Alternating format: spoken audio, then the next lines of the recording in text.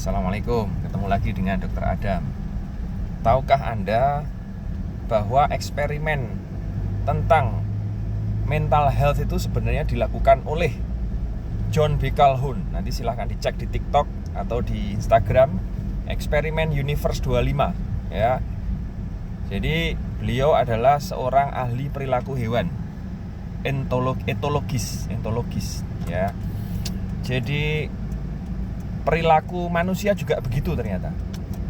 Eksperimen ini, peneliti ini menciptakan surga tikus, makanan melimpah, air tersedia tanpa batas, tempat tinggal aman, tidak ada predator.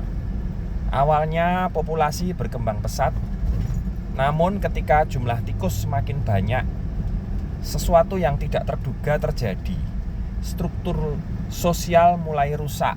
Banyak tikus kehilangan peran, kehilangan tujuan, dan hanya hidup untuk makan, tidur, serta merawat diri. Angka kelahiran menurun hingga akhirnya koloni tersebut punah. Nah, kesimpulannya apa? Tikus tidak mati karena lapar. Mereka mati karena masyarakatnya berhenti berfungsi. Lalu apa hubungannya dengan kesehatan tulang belakang? Dalam praktek tulang belakang, saya sering melihat fenomena yang mirip.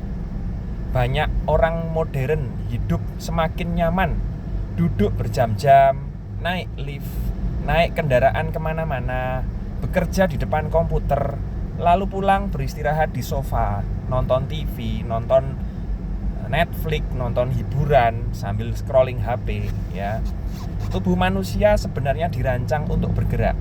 Otot punggung, otot perut, otot panggul, dan otot bokong membutuhkan tantangan agar tetap kuat. Ketika aktivitas fisik menurun, otot mengalami deconditioning. Akibatnya apa? Stabilitas tulang belakang menurun dan risiko nyeri punggung meningkat. Paradoksnya apa? Semakin nyaman hidup seseorang, kadang justru semakin banyak keluhan muskuloskeletal yang muncul. Islam telah mengajarkan konsep yang menarik melalui Al-Aqobah dalam surat Al-Balad.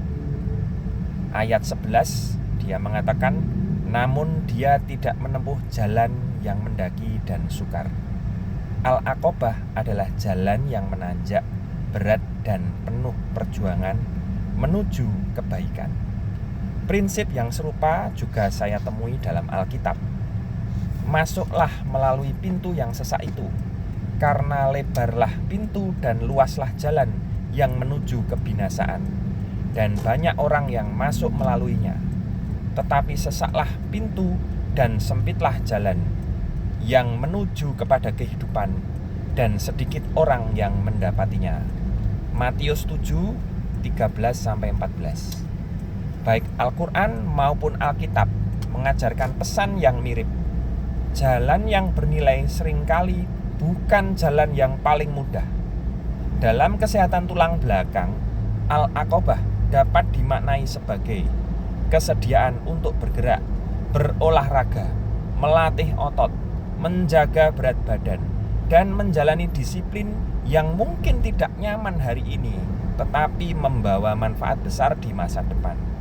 Karena tubuh manusia tidak menjadi kuat karena kenyamanan. Tubuh menjadi kuat karena tantangan yang tepat. Dan tulang belakang yang sehat bukan dibangun di sofa, tetapi dibangun melalui gerakan latihan, disiplin, dan perjuangan yang konsisten setiap hari. Ingat, pelayar atau pelaut yang hebat tidak dibangun dari laut yang tenang. Terima kasih.